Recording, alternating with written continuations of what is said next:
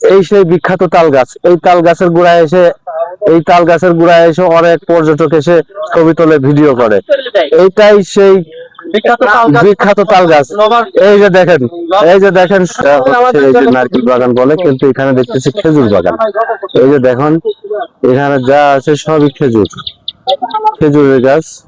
তবে এখানে সকাল সকাল আসলে হয়তো খেজুরের রস পেতে পারেন, এবং নারকেল গাছও আছে।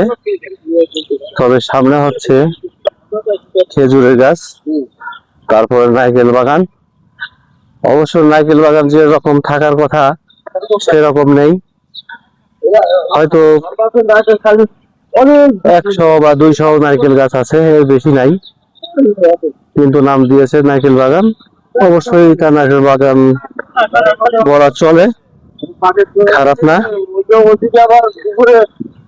এই যে আমাদের লোকজন, ভাই ব্রাদার সবাই নারকেল বাগান দেখার জন্য নারকেল বাগানের ভিতরে ঢুকতেছি। এই যে আমরা ঢুকছি নারকেল বাগানের ভিতরে, এটাই হচ্ছে।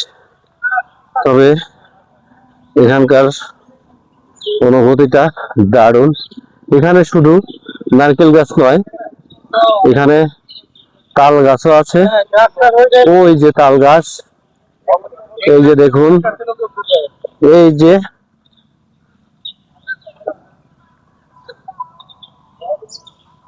এই এই সেই বিখ্যাত তাল গাছ। এই তাল গাছের গোড়ায় এসে অনেক পর্যটক এসে ছবি তোলে, ভিডিও করে। এইটাই সেই বিখ্যাত তাল গাছ।